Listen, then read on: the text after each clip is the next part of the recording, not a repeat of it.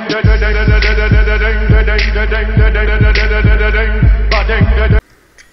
всички, които ме гледате, здравейте мечоци. Днес няма да играем геймплей, а ще разказваме една история, която ми се случи в началото на учебната година.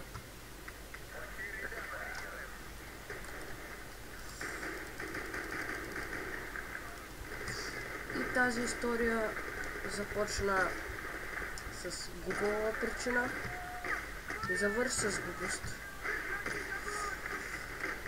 И тази история беше ние с още един приятел, ще го кръстим Иван. С този мой приятел решихме да се направим на Адолф Хитлер, като сложим, като си опънем ръката и като сложим като мустак. И да посрещнем госпожа си по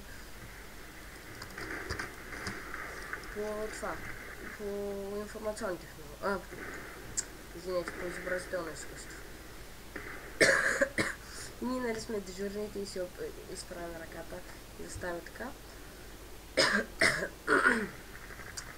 И той когато влиза, веднага с влизането, едно-двама ни ми вика излез навън. И не изгони навънка. Седяхме малко там. И той нали нас вкара в час. И когато ни вкара в час, нали ме извика до бюрото му. Да обяснявам защо сме го направили това. И нали ние обяснихме, че е само така на шега. И той после ме пита, добре на шега, ама знаеш ли защо какво означава? И ние казахме да, но не трябваше да го обясним. И затова после ми каза, нали ни обясни, че това е за фашизма ли беше? Абе за Хитлер. Ето е... Абе това е друга тема за Хитлер. И когато бяхме, нали, вече си седнахме.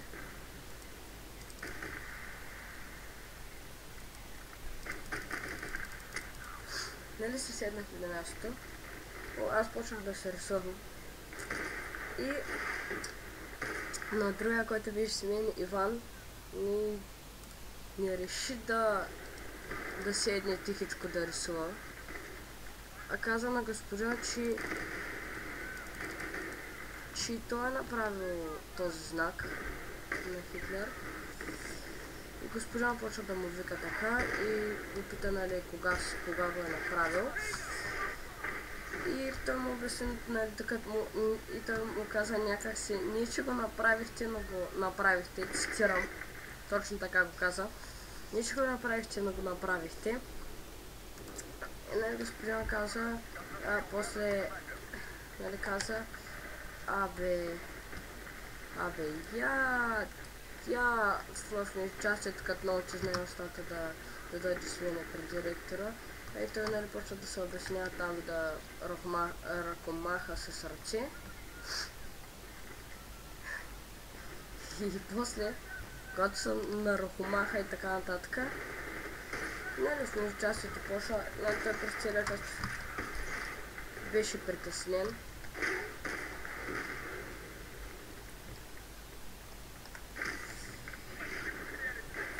Беше притеснен, но после в междучастието нищо не стана. Но на родителската среща, нали, точно в тази вечер имахме родителска среща.